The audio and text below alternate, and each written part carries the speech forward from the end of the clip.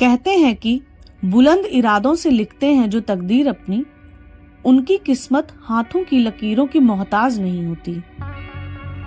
यह कहानी उस शख्स की है जिसने यह साबित कर दिया कि किस्मत भी मजबूत इरादों के सामने घुटने टेक देती है। बात 1917 की है। ग्लेन कनिंघम और फ्लायड सगे भाई थे। तब ग्लेन 7 वर्ष और फ्लायड 13 वर्ष के थे।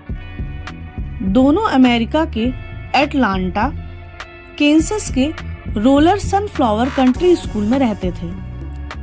सर्दियों में उनका काम छात्रों के आने से पहले कोयला जलाकर कक्षा को गर्म करना था।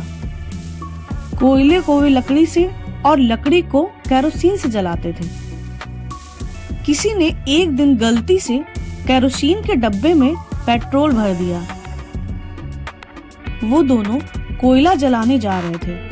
उन दोनों को ये बात पता नहीं थी कि केरोसिन के डब्बे में पेट्रोल है। फ्लायड ने पेट्रोल से भीगी लकड़ी जलाने के लिए माचिस जलाई तो आग ने दोनों भाइयों को अपनी चपेट में ले लिया। अब उन्हें हॉस्पिटल में भर्ती कराया गया, लेकिन हॉस्पिटल में इलाज के दौरान बड़े भाई फ्लायड ने दम तोड़ दिया।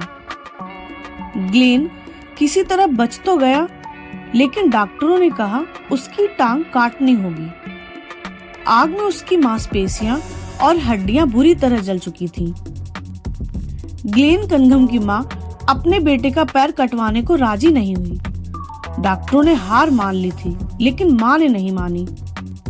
घर लाकर वह खुद ही ग्लेन की मरहम पट्टी करने लगी। कुछ दिनों बाद उसके पैरों की मालिश शुरू की। यह काम ग्लेन की मां लगातार 2 साल तक करती रही। 2 साल बाद ग्लेन को लगा कि वह चल सकता है। वह सहारा लेकर पैर को घसीटते हुए चलने लगा। दृढ़ निश्चय और पक्के इरादे के कारण एक दिन पैर घसीटते हुए वह स्कूल तक पहुंच गया। स्कूल आते जाते उसकी चाल अब दौड़ में बदल गई थी और दौड़ तेज हुई तो उसने अपने ही स्कूल में दौड़ प्रतियोगिता में भाग लिया। अब तो ग्लेन बहुत तेज दौड़ने लगा था।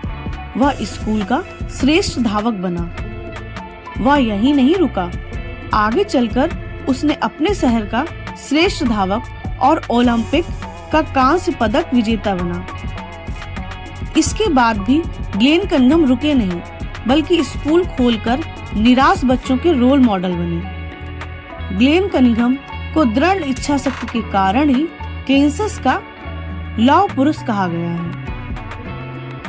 यह सत्य घटना हमें ये सिखाती है कि बुरी परिस्थितियां आपको तब तक नहीं हरा सकती जब तक आप खुद हार ना मान लें। धन्यवाद।